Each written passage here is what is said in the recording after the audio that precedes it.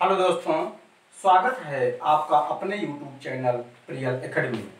आज हम बात करेंगे द्रव्य विलयन के बारे में। ये हमारा विलयन टॉपिक का चौथा लेक्चर है। जिन्होंने हमारा लेक्चर 1, 2, 3 नहीं देखा है वो जा करके हमारे प्रोफाइल में जा करके प्लेलिस्ट में आपको वीडियो मिल जाएगी विलयन नाम के चैप्टर से। वहाँ पे आप जा करके पहली, दूसरी और तीसरी लेक्चर की वीडियो देख सकते हैं। तो चलिए शुरू करते हैं बिना टाइम वेस्ट किए आज का टॉपिक। जैसे कि नाम है इसका द्रव्य विलयन। विलयन हम जानते हैं किससे किससे बनेगा, विलेय और विलायक से बनेगा। तो द्रव्य विलयन जो बनता है उसमें विलायक जो है केवल द्रव होता है और विलेय हमारा गैस, द्रव या ठोस किसी भी अवस्था में हो सकता है। तो जो द्रव्य विलयन बनेगा इसके हिसाब से 3 कंडीशन लागू होती हैं। वो कौन कौन सी होती है चलिए हम देखते हैं। ये है हमारा पहला, दूसरा और ये तीसरा। तो पहले कंडीशन में हमारा जो विलयन बनेगा, देखिए क्या क्या होगा। गैस मतलब एक विलेय और विलायक, विलेय और विलायक मिलकर के विलयन बनाएंगे। तो गैस और द्रव हो सकता है, द्रव और द्रव हो सकता है, ठोस और द्रव भी हो सकता है। ठीक है ना। तो हम इसको लिखते हैं। पहले में हमारा गैस और द्रव हो सकता है, गैस प्लस द्रव। दूसरा होगा हमारा द्रव प्लस द्रव। और तीसरा होगा हमारा ठोस प्लस द्रव। ठीक है ना। तो गैस प्लस द्रव जो विलयन होगा उसका हम अध्ययन किसके माध्यम से करेंगे? हेनरी नियम के माध्यम से। हेनरी नियम, हेनरी नियम के माध्यम से हम गैस और द्रव के द्वारा बनाए गए विलयन का अध्ययन करेंगे। द्रव प्लस द्रव का अध्ययन हम राउल्ट के माध्यम से करेंगे। राउल्ट का नियम, राउल्ट का नियम। और ठोस प्लस द्रव में हम अणुसंख्य गुणधर्म का अध्ययन करेंगे। अणुसंख्य गुणधर्म जो कि कितने होते हैं? 4। चारों का अध्ययन हम विस्तार पूर्वक करेंगे अगले टॉपिक में। तो अब हम चालू करते हैं हेनरी का नियम। लेते हैं गैस प्लस द्रव के द्वारा बनाया गया विलयन। हेनरी का नियम से हम चालू करेंगे। तो हेनरी का नियम समझने के लिए हम क्या कह सकते हैं? जैसे गैस प्लस द्रव है, ठीक है, तो गैस प्लस द्रव के रूप में हम क्या क्या ले सकते हैं? इसमें हम ले सकते हैं, जैसे गैस में हम ले रहे हैं CO2, हमारी क्या है? गैस है। ठीक है। द्रव में हम ले लेते हैं H2O। ये CO2 प्लस H2O मिलकर क्या बनाएंगे? सोडा वाटर बनाएंगे। क्या बनाएंगे? सोडा वाटर बनाएंगे। ठीक है। और द्रव प्लस द्रव इसमें हम ले लेंगे, एक तो हमारा द्रव बन जाएगा एल्कोहल और दूसरा द्रव हमारा हो जाएगा पानी, मतलब जल, H2O। और ठोस प्लस द्रव में हम ले लेंगे नमक और प्लस जल, जो हमारा NaCl होता है। ठीक है ना। तो हम अब चालू करते हैं कि सोडा वाटर हेनरी का नियम का एग्जाम्पल है। तो सोडा वाटर के माध्यम से हम हेनरी के नियम को समझेंगे। तो सबसे पहले हम एक बॉटल लेते हैं। एक बॉटल है हमारा, ये हमारा बॉटल है।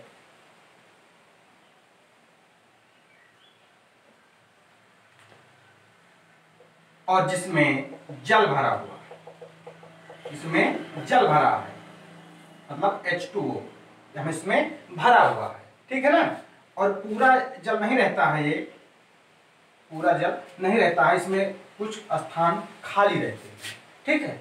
और यहां से हमारा CO2 गैस इसमें प्रवाहित की जाती है और यहाँ पे इस बोतल का यहाँ पे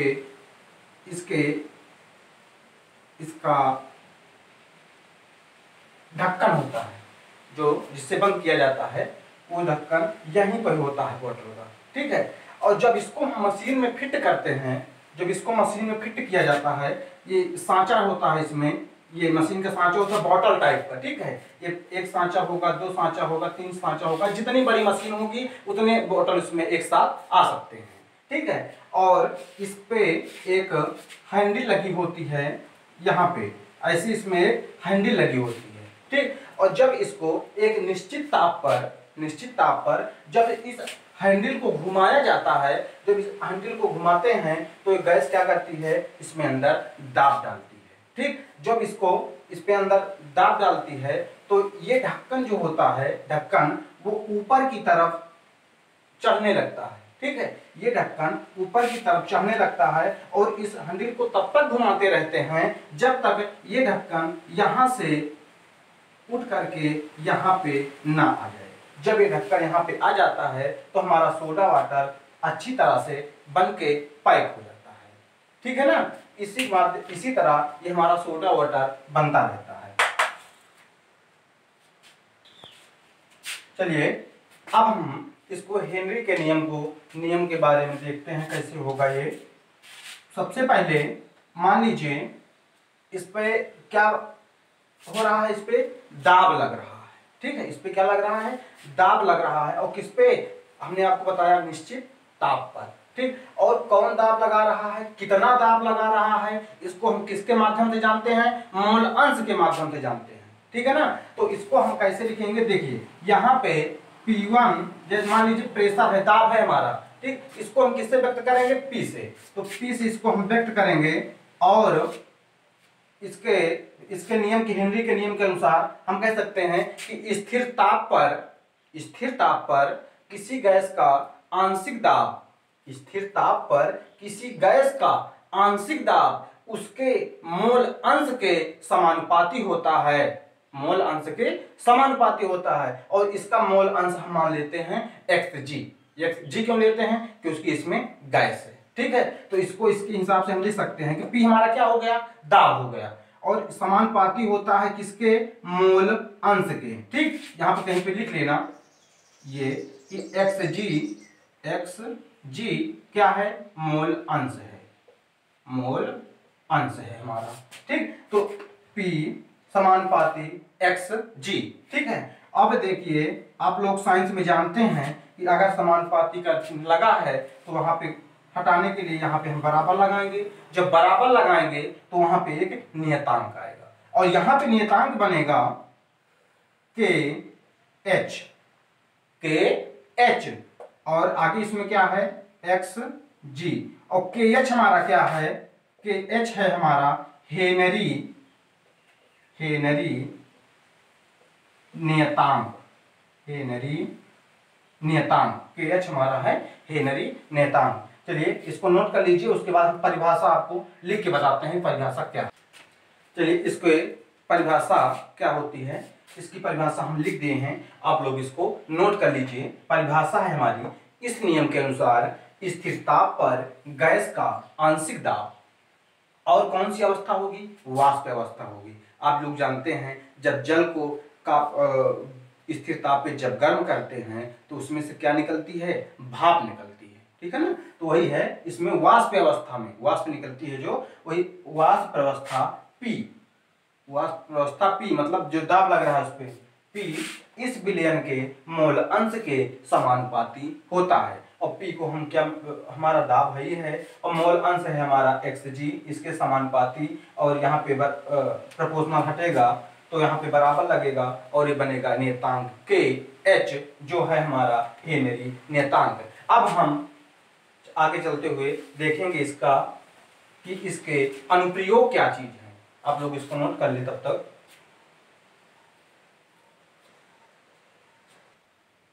चलिए अब हम हेनरी के नियम के अनुप्रयोग के बारे में बात करते हैं। हेनरी के नियम का अनुप्रयोग क्या है, इसका कहाँ पे उपयोग किया जाता है, कैसे इसके नियम का हम उपयोग करेंगे, इसको देखते हैं। इसके लिए दोस्तों सबसे पहले हम एक एग्जांपल लेते हैं। जैसे मान लीजिए आप लोग कोल्ड ड्रिंक पीते हैं सब लोग, ठीक है। कोल्ड ड्रिंक में जब कोल्ड ड्रिंक आपको दिया जाता है, जब आप उसको उसके ढक्कन को जब खोलेंगे, मान लीजिए उसको जब ढक्कन को खोलेंगे, एक बैग तो आराम से जब खोलेंगे तो सीधा सीधा आसानी से खुल जाता है, ठीक है। लेकिन जब उस बाटल को आप थोड़ा से हिला देंगे, ठीक है, जब उसको हिला देंगे, हिलाने के बाद जब उसको खोलेंगे तो उसमें से क्या निकलते हैं, बुलबुले निकलते हैं। उसमें से क्या निकलते हैं, बुलबुले निकलते हैं। वो क्यों होता है, इसलिए होता है मेरे दोस्त कि जब उसको एक स्थिर ताप पे तो उसको बंद किया जाता है, ठीक, लेकिन जब उसको हिला के जब हम खोलते हैं तो नीचे से उस पर क्या पड़ता है, दाब पड़ता है। जब नीचे से दाब पड़ेगा तो वो बुलबुले के रूप में ऊपर को प्रेशर मारेगा, ऊपर को प्रेशर मारता है, इसीलिए उसमें बुलबुले निकलने लगते हैं।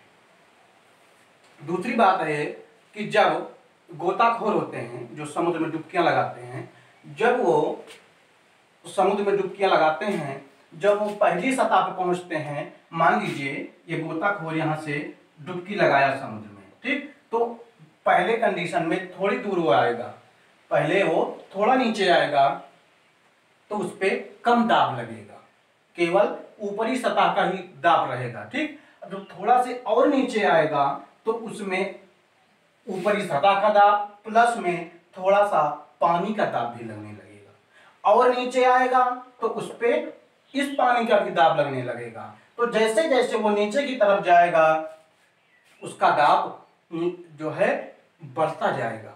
तो उस पर वो लोग क्या करते हैं, गैस लेकर के, गैस सिलेंडर होता है, वो गैस सिलेंडर लेकर के गोताखोर समुद्र में डुबकी लगाते हैं। और गोताखोर समुद्र में डुबकी जब लगाते हैं तो उनके अंदर जो सिलेंडर होता है वो उसमें हीलियम गैस, नाइट्रोजन गैस और ऑक्सीजन गैस मिलाई जाती है। हीलियम होती है 11.7%, नाइट्रोजन होती है 56.2% और ऑक्सीजन होती है हमारी 32.1%, ठीक है। इसमें जब गैस जब अंदर सबसे निचली सतह पर जब वो पहुंचते हैं तो वहां पे क्या होता है, ये गैसें ब्लड में बुलबुले उत्पन्न करती हैं और कोशिकाओं में तनाव उत्पन्न करती हैं।